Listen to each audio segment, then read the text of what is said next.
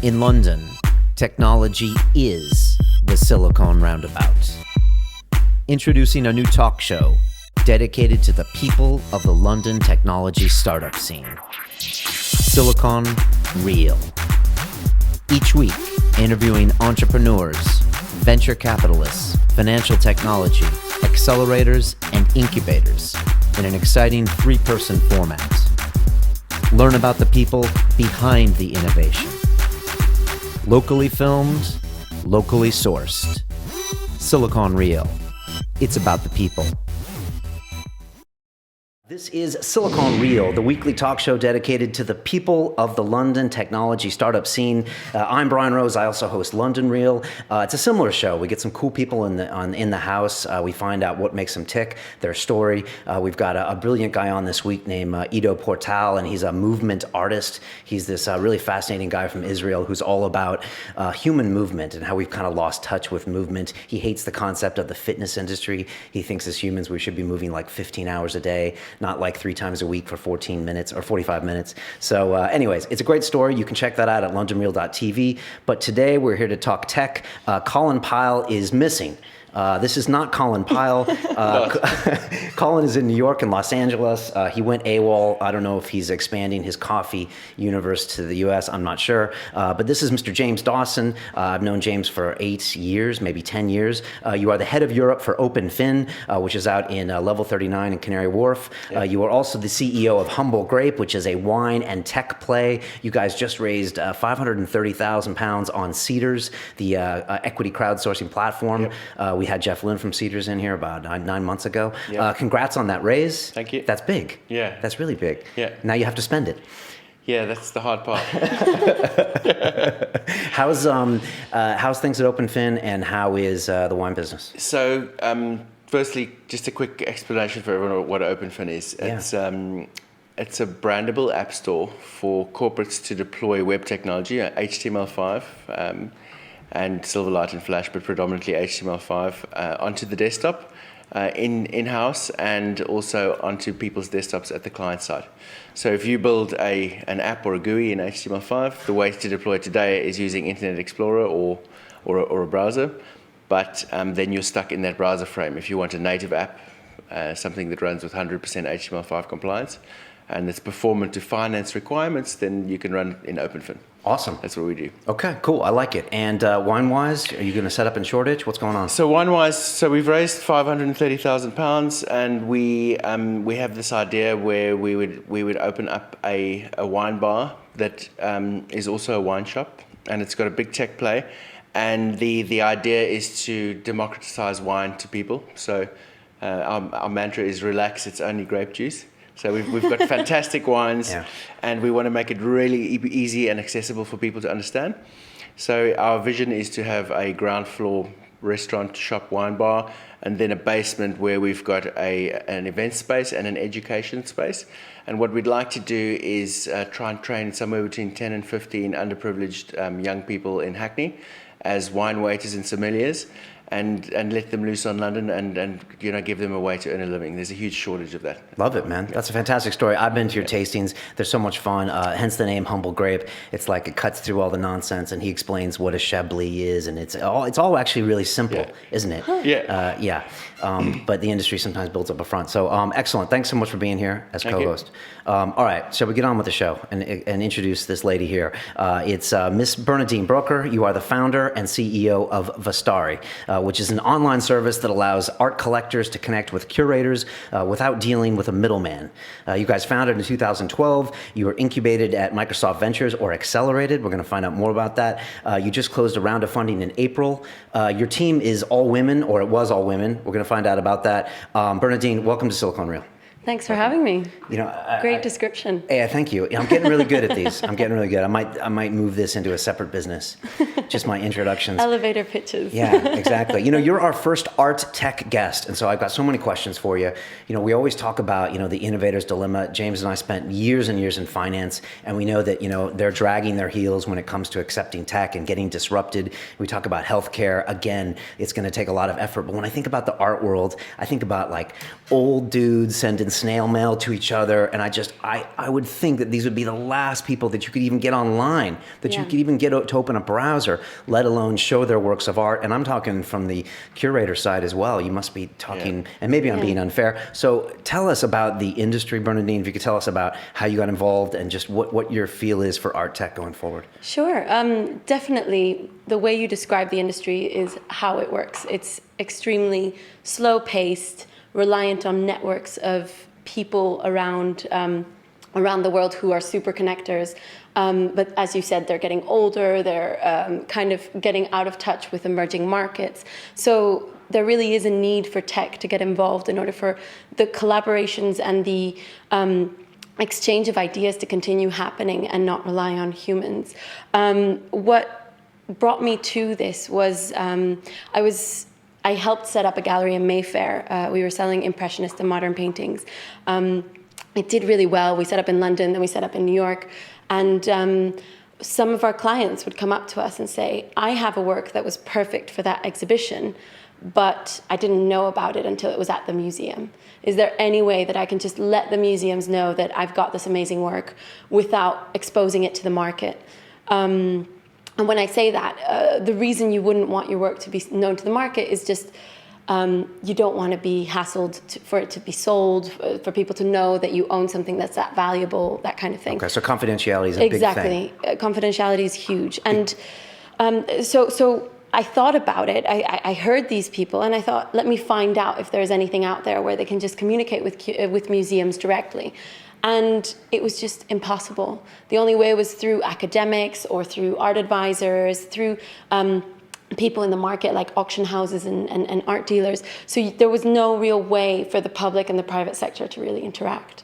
And I thought, it's easy to do with a website, really. And did you have a tech background at all? Kind of, I guess. I was a graphic designer in New York before coming to London to do my master's in art history. Parsons, so you have a bit there. Yeah, exactly. Okay. So Parsons, and I actually ironically did some work for a short period for museums, doing graphic design for museums. So somehow it's come full circle. So yeah, I kind of understood HTML, CSS, but I'm definitely not a back-end coder or anything like that. Okay, so you started this January 2012. Yes. You left the art house you were at, and you just said, I'm going to do this? Yeah, I mean, I've started off with it weekends, evenings, just on the side to see if there really was something there. And by June of 2012, it really was like, okay, this deserves full attention. And I was lucky enough to have the backing of some great people from the beginning who were collectors who understood the art world and said, we'll fund you if you do want to do it. So during those 6 months, I knew the funding was there. I knew that we could potentially do it. So I was investigating how it could work. Okay. And when did you decide to go with Microsoft Ventures? Because that's like a 12-week accelerator program, right? Yes. It's interesting because we've had a lot of incubators, accelerators in here, and they can change companies. They can also be the wrong thing for companies. Yep. So I'm curious. It was a huge decision. I don't think I would have known. First of all, coming from the art world, you don't even know about accelerators. But I kind of... There came a point where we felt we were very much in the art world, but there was something missing. And we were also trying to figure out our subscription and revenue model. And just exploring the different means. And so started reading Lean Startup and all those kinds of things. And then you suddenly realize that a lot of the companies that you admire and that you see doing well have gone through an accelerator. So I started investigating and came upon Microsoft Ventures because of the fact that we do code in .NET. So I just thought, well, Microsoft, okay, we don't have an aversion to Microsoft. And not to say that a lot of people have an aversion to Microsoft, but it does have an old school vibe. Isn't that funny how that can happen so quick? Yeah. Because 20 years ago, it was the opposite. Yeah. They keep saying we're the original startup, and I guess you could think of it that way. Well, big success does breed contempt in a certain way. Yeah, exactly. Google, and I think Google will start getting hated as well soon. Yeah. It's also the innovator's dilemma. As soon as you get a big model with a big company with a big revenue model like software, then you don't want to make the changes. And the same thing will happen to Google. Exactly. And then in the 5-10 years, I think. Yeah, definitely. And I guess it's nice that they were so introspective to be like, actually, we want to help some young companies out. And so they don't take equity. You just go in for 12 weeks. They've changed it now to 14 weeks. And the first day, you are put into a room with 12 advisors, including someone from branding, someone from PR, someone from venture capital, someone from teaching lean methodologies, just basically all these experts, legal, accounting, and they break down everything you've done. They crush your ego. They make you feel like you're nothing. But luckily you've just made it into the accelerator. So you are one of 12 that they have chosen out of hundreds, but you still feel like, why am I here? And then slowly you figure out what you need to do in those 12 weeks. And we came out of the accelerator a much more concrete and focused company than when we went in. Did you choose? I mean, there are obviously lots of options here. There's, Techstars, there's Wayra, there's incubators, there's so many, We did look at others. I think Microsoft Ventures was the only one that we really kind of wanted to go with. Also, as I said, we had shareholders already, so they could be a little bit more weary of what we were doing, whereas a big brand like Microsoft, they can kind of trust, and the fact that they're not taking any equity, it was quite a good option for us as a company with stakeholders. When did you start the accelerator program? In February, beginning of February. This year? Yeah. Okay, and it ended in April? Yeah, May. end of April. It was 3 months. And did you find that you actually doing something with any of the other startups in the accelerator? Did you get to know them better? And I mean, we were the oddball, right? So we're, first of all, 4 ladies, and we're working with art, and we basically are completely different from everyone else. So it didn't really work that we would collaborate, but there definitely was a lot of overlap in the type of emotions, the type of problems you're struggling with, and you can just advise each other, really. Yeah. And you accelerated at Central Working? Yeah. In Whitechapel? We were actually one of the first people in there Okay. when it was still almost a building site, and we kind of So James grew Layfield, with it. from the CEO there, he said it was zombie-proof, that building. He said it has its own electrical generators. It's completely off the grid. I don't know. He said it was like a beautiful building. It was almost like the Selfridges of its time. Yeah, it looks like a little Selfridges. It's this huge building with like decorations and things, and they've just basically cleared it out, taken out all the partitions and made it this huge space where you can work. And there's a lot of people there, including the Barclays FinTech accelerators there as well. Escalator project, right. Yeah, if you look at you and the company, say from May and January, what are the biggest changes that you made by going through that accelerator? There's so much, really.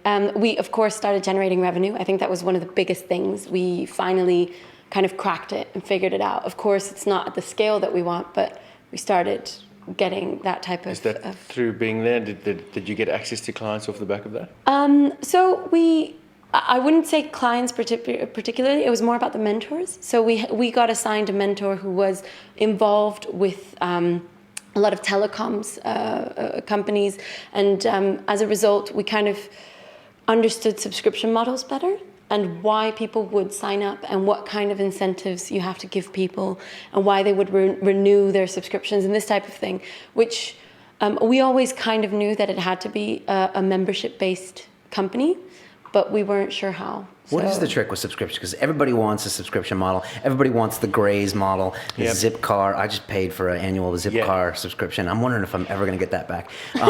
But it's Colin's Crew Cafe is a subscription model. It's obviously an investor's dream. But what do you have to do, like when it comes from a startup, either one of you, to kind of get people to buy into that? So the beauty of a subscription model, and you'll have thought through this in a lot of detail, is that you don't have to keep selling. Right. You do one sale, and then the cash just keeps coming every month, and you can predict that your money's going to grow and it's going to keep coming. And in return for that, you have to provide really clear, defined value to the client to do the subscription model. And software, a lot of software is moving that way. So software in the old school, you used to pay millions up front, and then you used to pay a small service fee down the line. And it's all moving to just pure subscription. Yeah. Pay us £1,000 a month or 500, so whatever. In the art world, what do you have to give them? I mean, if you're a curator, though, they need you for a long time, right? Well, that's the thing. Exhibitions are planned 5 years in advance, specifically also because of the slow turnover of information. So we are working with a really slow sales cycle when it comes to, if you as a collector upload your objects onto the system, it's going to take a while before curators start responding. So we decided that it had to be an annual subscription because in a year you're likely to get quite a few messages from curators asking about your work. And then to kind of incentivize people to think about it as a long-term thing, we're also offering 10-year memberships. So it kind of gives you the idea that this is something that it's not just for now. It's something that you register your works of art. They're anonymous on there. They're completely secure. No one knows you own them, but they can contact you. They can say, this Picasso is perfect for my exhibition. I'll send them a message. And no one knows your email address. No one knows anything. It's just direct. Who's harder to get money out, the curators or the collectors? Well, I think it's with the curators, we actually aren't charging them. We are working with them on a non-profit basis, just for a variety of reasons. I'm trying to think of the most easy way to say it. First of all, museums are like universities. So to even get £5 subscription, you have to go through a whole bunch of decision makers. So that is a long-term process. And secondly, it's kind of, we're in this gray area where museums are not supposed to help the private sector earn money, let's say. So we kind of have to show that we're saving them money before we can charge them in a certain sense. Okay. So you think you might charge them someday? Yeah, but in a different way. We're still exploring how curators feel comfortable with that. But they are a wealth of knowledge and they're organizing these amazing events. So we are letting them sign up for free and basically help collectors raise the value of their works of art. Let's talk about your business a little more, just so people know. I mean, you have 400,000 plus works of art on your system. You've got 150 museums, 5 of the top 10 most visited museums. I mean, these are big numbers, right? And there's 55,000 museums in the world. Yeah. So, and what are you trying to do? Provide this anonymous service online. So it's really a small group of people just looking at each other's things. Yes, and I mean, it is very niche, but it is quite broad, because even though you think about a collector of art, you immediately think of like the billionaires of the world. But really, there's, according to some research done in 2012, there are about 950,000 high net worth individuals or ultra high net worth individuals who have works of art that are of museum quality. Okay. So it is quite a market. And there are a huge variety of reasons why these people would want to be on our system. It's not only because of the fact that they get the feeling of sharing something with a museum and sharing it with the public and that kind of feel-good factor. There are also some financial benefits. Of course, you're saving money on storage if it's in storage. You're saving money on insurance because it's insured while it's at the museum.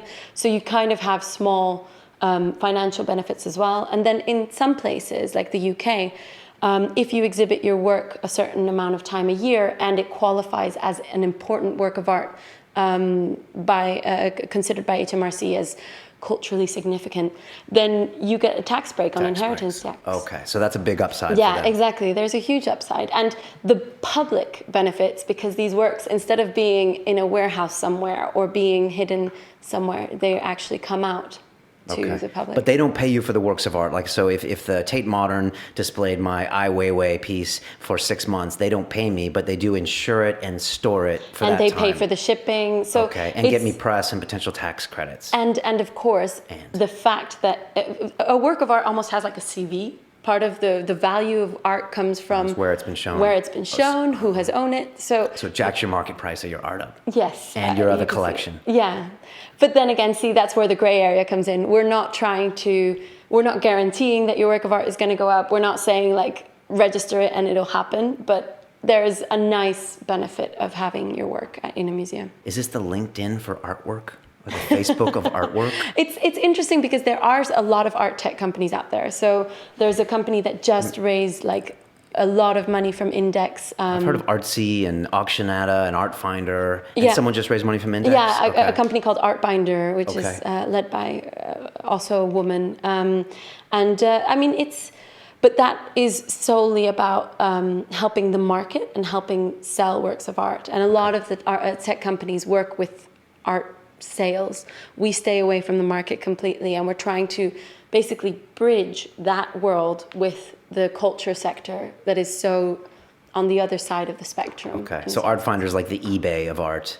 And, and you are the, or is that the wrong way? I mean, I wouldn't call it that. No. Well, there's also the other thing. There's a whole bunch of them. So Art Finder is contemporary art by emerging artists that you can buy at an affordable price. Then there's Art Binder, which is a collection management system for galleries and dealers. So like, there are so many art tech companies out there. It's a huge little industry. Is art tech kind of late to the game by a couple of years because the art world was slow? I mean, do you see it as just kind of catching up really fast right now? Yeah, it's really, really exciting. I think there's also a transition happening with a lot of the important people in the art world becoming older and starting to think about where it's gonna go. So people are inheriting art, people are inheriting galleries, and so you kind of have to think what's gonna happen in the 21st century to this market. So an interesting thing is, how do you curate and allow people to find the art on there? So for example, you have to categorize it really carefully so that if I'm a curator, I can go on and I can find a piece of art. Yes. How do all your categories work? It's terrible when a curator doesn't find the work that they want, and you think, it's on there. I need to make sure that the keywords are working. Because we kind of left it in the hands of the collectors. And we said, upload as many keywords as you want. You can upload where it's from, you can upload everything, and then curators will be able to find it. But sometimes collectors get a little bit nervous about, why am I tagging it so much? I don't want it to be that visible. I'll give you the name, I'll give you the artist, and if someone wants to know, they can contact me. But that just doesn't help the search engine. Right. So we constantly are trying to find out innovative ways to make sure that the discoverability is still there. Yeah. It's tough. How's your tech? I mean, do you see this as a big kind of a tech search engine type piece? I mean, do you have to spend a lot of money on tech, or is most of your money now need to go to marketing? I guess you could think of it in the way of how our team is structured. So we've actually got 3 people in London full-time working on client development and business development. So the rest of my team is just basically focusing on the clients and making sure that we're listening to them, what they need, how they're reacting to the system, what's bothering them, what kind of new things would be exciting. And then on the other side, we've got 1 full-time coder who's like our guru. And then we have about 3 freelancers that work with us all the time. So if you think about it, client development is a huge part of our system, of our because there are individuals of high net worth. Yes. There's only 1 million of them, then there's not 1 billion of them. Yeah. So you can kind of go at them methodically. Exactly. And if they're museum curators, do you have to wine and dine them like the art world? Or is this just my depiction of the art world? Well, but that's the whole thing that we're trying to go against, right? We're trying to not be that middleman who's wining and dining and schmoozing. We are using the tech to make sure that it's that you can connect without us even knowing. So people say, oh yes, so you must know so-and-so at this museum.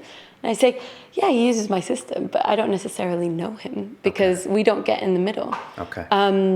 However, of course, if they do want us to get involved, we can help with insurance, we can help with storage, we can help with cataloging the works. A lot of them are not photographed. So just that whole side of it is still from an industry that needs to get digital. So a lot of them aren't photographed. Interesting, because we've had some people in here. I'm thinking of one, Jenny Griffiths from Snap Fashion, who works down at Idea London. She has an image recognition. You see a dress, you take a picture of it, it tells you where you can buy it online. It'd be amazing if you could take a picture of a Van Gogh and then it tags it automatically. And there's some cool stuff happening with image recognition and paintings. I mean, I know some guys who are actually they're one of the teams that are now coming into the Microsoft Accelerator. They've got an image recognition app for museums, so you get the tag on your phone, or you can listen to it on an audio guide. So instead of having to hold an audio guide from the museum, you can just look at the picture, it recognizes it and tells you what it is. Nice. There's a lot going on. That's potentially way down the line, I guess, when it comes to like art recognition, yeah. even 3D art but recognition. to digitize every work of art that's in the world, it's huge. But they're doing that with books, right? And wine and everything. Right. I mean, if you think about it, 90% of the objects in museum collections are not on display.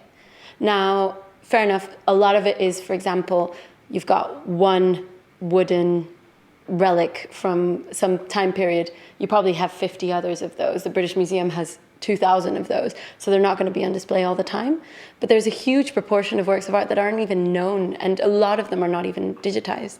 So one of my colleagues Francesca, she was working at the British Museum helping them catalogue their collection of prints, because they've got so many prints that they don't even know what they have. Right. Big market, big market. Yeah. When you leave the accelerator, is it like kicking a child out of the house to go to college? I mean, do you miss being accelerated? We might be the child that's kind of still living at home, because 30-year-old? we're still there. I mean, wonderful. we were lucky enough that we could stay at Central working, and as a result, it didn't feel as like cold-hearted booted out. All of us, the whole accelerator stayed for 3 more months after the accelerator. Okay. So we kind of had some time to digest that we're now on our own.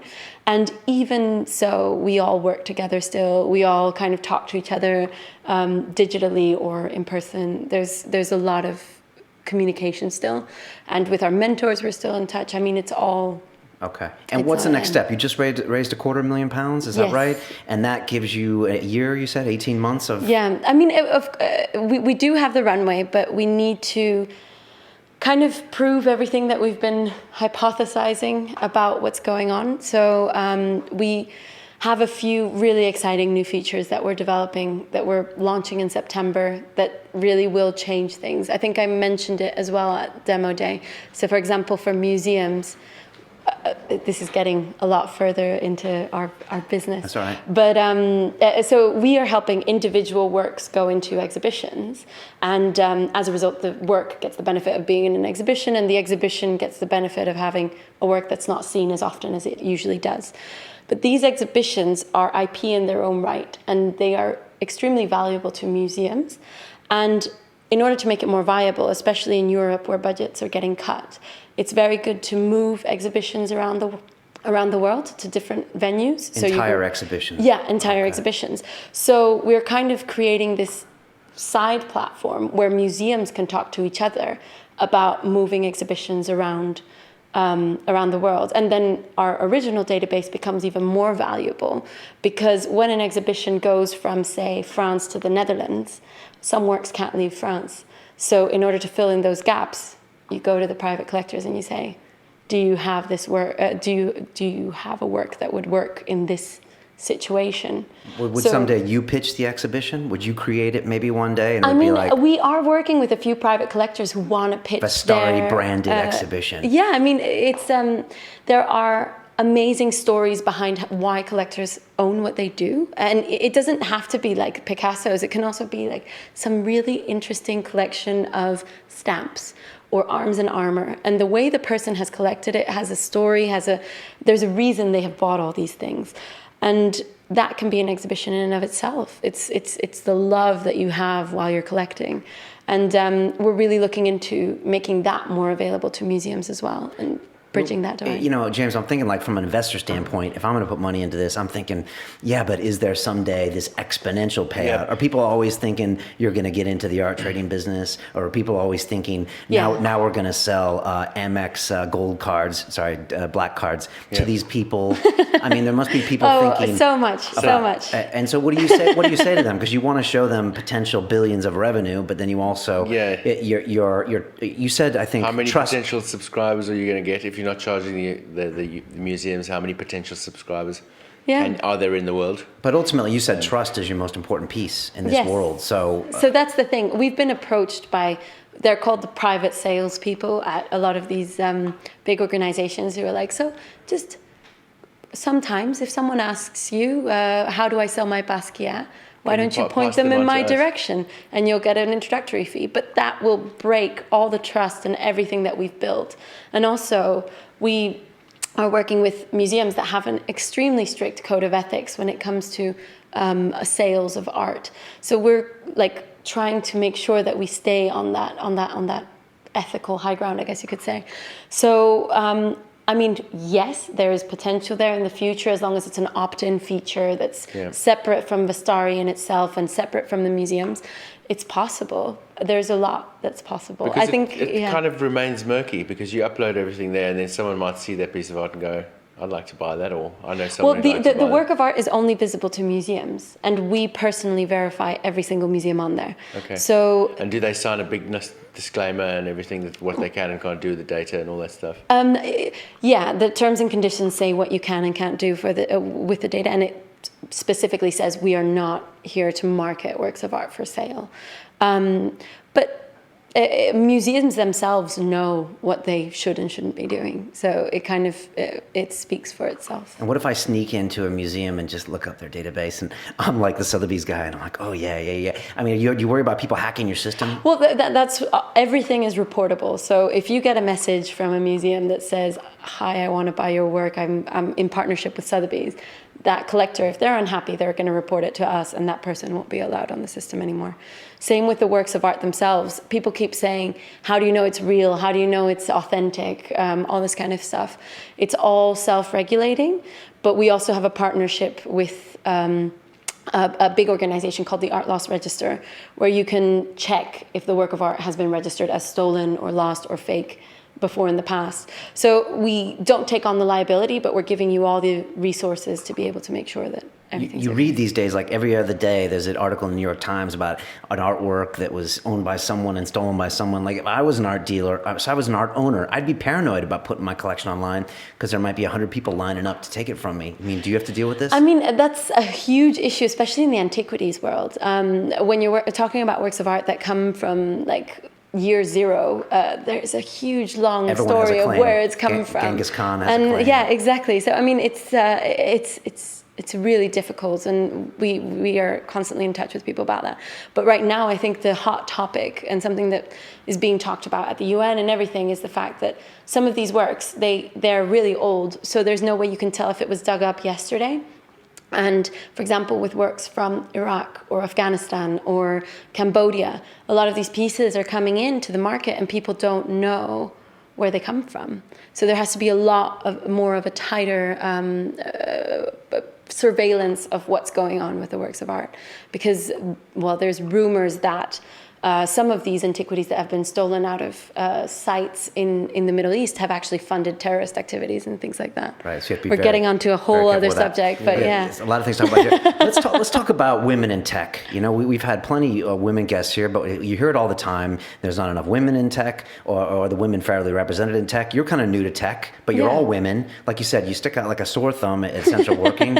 What's it been like? What's the experience? And what needs to change and what doesn't need to change? I love the fact that we transitioned from terrorism to Yeah, women in to tech women. straight away. An No comment. ambush, ruining the tech world. No, I think that I never noticed that there was an issue there until actually the day that they announced the cohort, because we went up on stage and we were the only girls, and it was like, wait. Right, you said it on What's going stage. on? You said you can find us because we're the only girls. Yeah, exactly. So, but the thing is, we didn't realize it. We've never thought about it that way. And also, it's not an all-female team because I set out and said I'm going to hire only women. I mean, they're the right people for the job. So Angela's fantastic with her network in the Americas. Marta is Polish but speaks Japanese and Mandarin and knows everything you want to know about Asian art. So that's the type of person that needs to be in the team. If it was a guy, then they wouldn't matter. I don't know. Yeah. Maybe we've been spoiled, but like all the women we've met on the show in tech have been like off the charts. You know, Emily Brooke from Blaze and Sherry Cotu and Jenny Griffiths, and it's like the whole like Courtney Boyd Myers is like they're all killing it. Yeah. So they make the men look bad. You know, Yeah. I don't know if that is it. do you find like when you're pitching venture cap or anything, is there anything different? You know, being female. I don't know, because I don't know what it's like to be a guy pitching for venture capital. Fair But enough. I mean, Well I do said. think that we're extremely positive and we just go for it. And I don't think that reflects badly, right? Okay, If you let's just- talk location. You're from. You're from. Where are you from? Yeah, I'm. My parents are Dutch. I never lived there. I was born there, and then we moved to South America, and I guess I would call myself Dominican. Dominican. Yeah. You went to school in New York City. You're here in London. Yeah. Why should Vastari be based in London? Why shouldn't it be somewhere else? And will you someday be other places? Well, that's a funny question. I think the reason we're in London is because the art world here is quite diverse, and there's a lot of emerging markets that are coming into here. So Brazil, the Middle East, China, Japan, they're all very present in London. And as a result, you kind of see where the communication divides are happening, right? So everyone meets in London and that's where everything happens. But as soon as they go back out, the communication stops. So it's a great place to start building a product like this. Also, I guess, what else? I think we started off thinking that we were going to be only in the UK. And we kind of were like, well, there's tax incentives, there's great museums in the UK, let's put them together. And then we had a journalist in the States write about us. And suddenly there were a whole bunch of American collectors and museums interested in what we were doing. And then we had some press actually in Ukraine and Russia and Poland. And then there were a bunch of more people interested. So all of a sudden it turned into a worldwide product without us really trying. And we realized that it's really about the global connections that happen. So, I mean, our successful connections are all international. So going from the UK to the US, or Netherlands to Brazil, to Netherlands to China, China to the UK, that type of stuff. So it's... Will you need people on the ground, though, in those places? Maybe, eventually. Depending on how it develops. At the moment, we've got a hands-off approach. As soon as it comes to the logistics, we can help advise you to the right shippers if you want to have suggestions about that, or who you should be doing your insurance. But really, we're just connecting people. So you don't really need to be at the exhibition space itself. James, you worked in the banking industry, and you were trying to get us to go electronic. And I remember it was a really difficult job because you were trying to get us old school business guys to stop transacting business on the phone and go online. And you built the whole broker tech system, et cetera. Yeah. What do you see as big issues when it comes to like her cracking the art world? You know, I don't know That's a really good question, Brian. So the issues when you're taking a phone-based or a traditional black book-based business, digital, is about, for me, the most important thing is user acceptance and users actually using it. So, and there's a huge amount of distrust that you're going to have to win people over, and you're going to have to build a ton of mechanisms. You're not in your head, you've seen all of that. You can see all of that happening. You're saying everything, exactly. You've got to give them a lot more than they had before, and you've got to make their lives a lot easier, and you've got to make it really use. I mean, I suppose one of the things that we focused a huge amount on was the user interface, and people being able to use it really easily, and really dumbing it down and making it so that it's just a no-brainer. I've got my little black book, I've got my network, I know this guy John I can call and he can get me some stuff. But actually, this thing is so easy to use and it's so beautiful. I can get so much more from it. Plus, there's all these other stuff. I'm going to start using that. Exactly. And you're not going to get everyone, but you're going to start getting enough people that it'll start creating a bit of a tipping point. Well, that's, I think, what is happening now. When you were saying about what we're doing with our funding, it's very introspective, looking at the product, figuring out how to make people fall in love with it. I think when we started out, it was very much, this is a database and it's going to be serious and we have to look serious. So you kind of think of old school, kind of clunky type of things when you think about serious, like the online banking, it always looks really serious. Like a vault. But to be honest, people love feeling like it's easy, exactly what you're saying. So we're completely transitioning into a different type of UI that's a lot more about feeling like you're in an amazing place that you can, it's still secure, but can really achieve a lot. Right, and fun and beautiful and... So then I suppose that begs the question, are you going to focus a huge amount of time on your brand and the feeling that gives off, or is it more for you about building that collection of investors on the one side and museums on the other side and their ease of access and their ease of use of the system? I mean, because that's an interesting... Where do you focus? Both? Yeah. I mean, the lucky thing about working in a niche market like the art world is that the brand thing kind of starts happening. So people now kind of know about us. Even though we're a startup, we've only been around for 2.5 years. People in the art world do know about Vastari. So you that brand is starting to come together. And the more you talk about what exactly you're doing and are consistent about what you're doing, I think that brand gets built itself. So how would you describe your brand then? We're a non-partisan, trustworthy connector of people. That's good. That's like 6 words. I like it. For the next year, what's your biggest challenge? Gosh, finding the time for everything. No, I mean, I think it's about that focus. So we've got all this stuff we want to do. There is so much that can be done because there's nothing being done. So it's very easy to get distracted. I think we need to focus on getting Vastari right as a product that people love, that they want to use, and then also work on the features that will really entice museums and make them money so that it becomes a tool that they want to use all the time. Is hiring a big issue? I mean, do you need like 2 or 3 more key people? Or not necessarily? At the moment, no. I mean, our last funding round, we hired a few more people. So it kind of grew, and now we're basically, it's quite lean, but it's a good place to be right now. Okay. Personal habits. Do you work 24/7? Are you working Sundays? Do you encourage your team to do the same, or do you let off the reins a bit? I'm just curious. When I started off, I was 24/7 weekends. I was unbearable. You have a lot of energy. Do you keep this energy up all the time? Yeah, basically. Okay. But I guess that's the thing. You now I'm a lot more honest, and I'm like, there's a lot more you can get done 10 to 6 or 10 to 7, 9 to 7. You get a good day's work, and there's a reason that's kind of the tradition. It's because it kind of works well, and you take time off in the evening, think about stuff, and then get back into it. And also we take a break. We really go and have lunch together for an hour, maybe less, depending on how much work there is, but really get disconnected from the computer.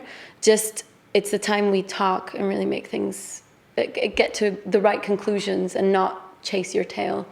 It's smart. It's very smart. Yeah, the weekends, I mean, there is no such thing as weekends when you're working in a You got to work startup, Saturdays at least. That's what I think. You know, I was over at the Google headquarters, and I walked in, and it was like 7:00, and everyone was walking out, and the guy showing me around was showing me the cafeteria. They always show off their damn cafeteria, those Google guys. But I was like, where's the late nights? Where are the all-nighters? Where's all this stuff? And he's like, Brian, anyone pulling an all-nighter isn't planning. He's like, they're not getting their stuff done. He's like, that's a total person that's just not. And it's a marathon, right? It's not that you're going to be, it's not the same as when you're working on a project for a company that you just have a deadline and you have to finish it by this point.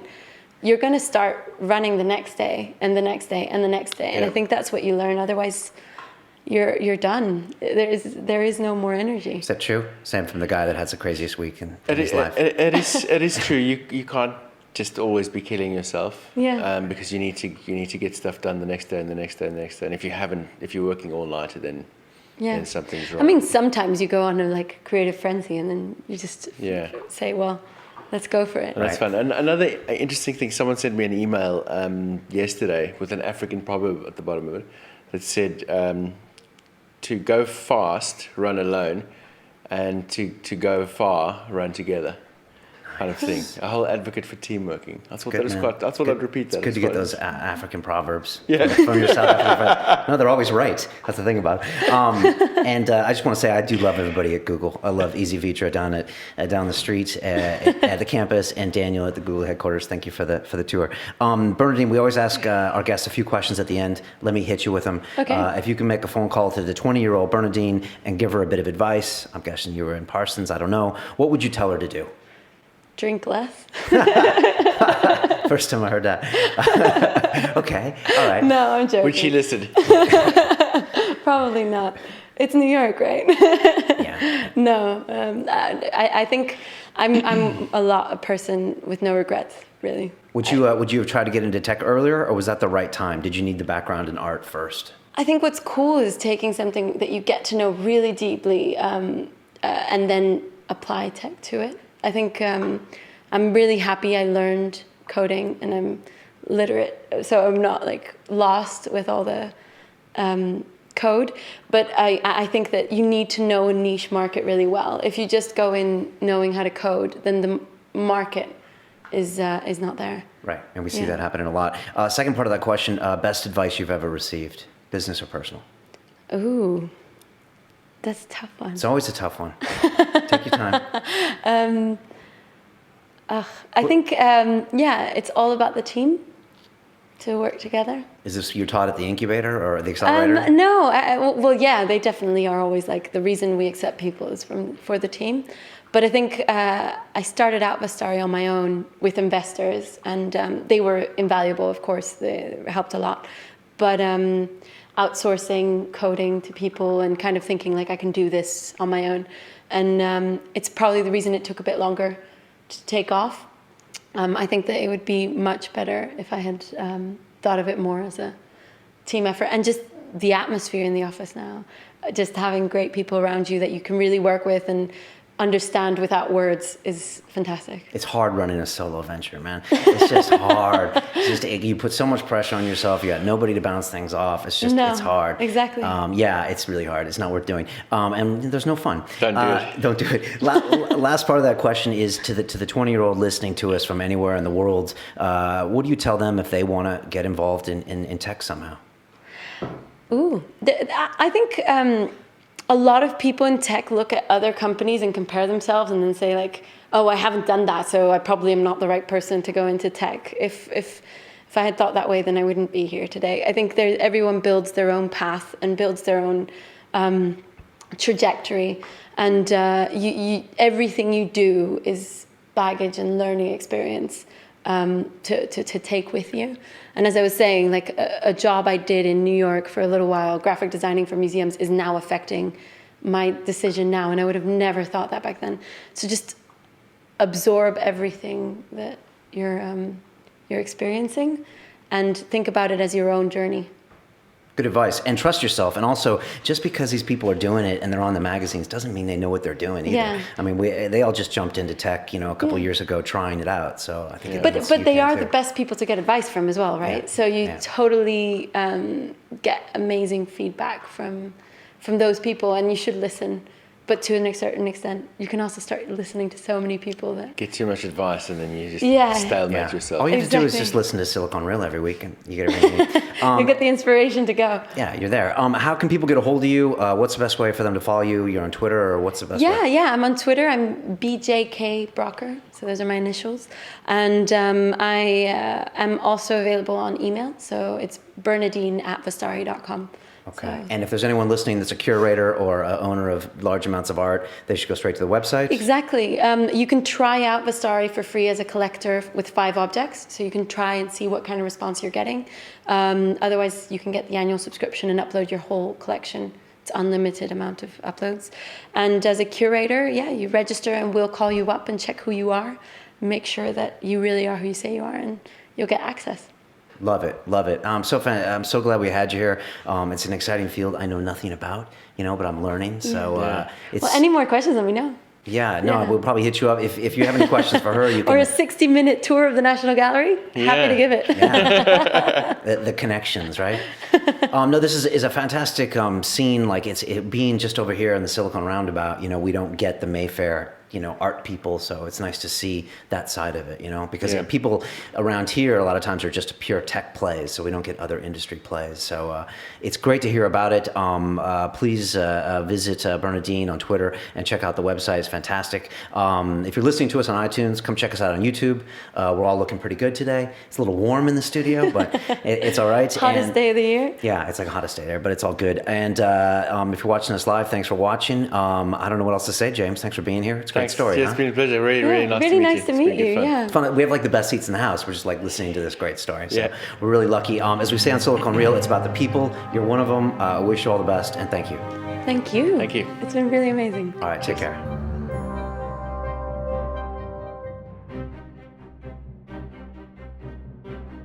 About 7 years ago, I lost one of my nieces. So very young, congenital disorders. In our final couple of days, I said to her, I'd do something that would change the world for her. And that was kind of my commitment. The success, the car you drive, the watch you wear, the house you live in, etc. Or is it the impact you make on people around you? Don't just do something that you think you have to do in terms of the what and the how. Do something that was really about the why. Very simply put, all I'm trying to do is make life a little bit more wonderful for people.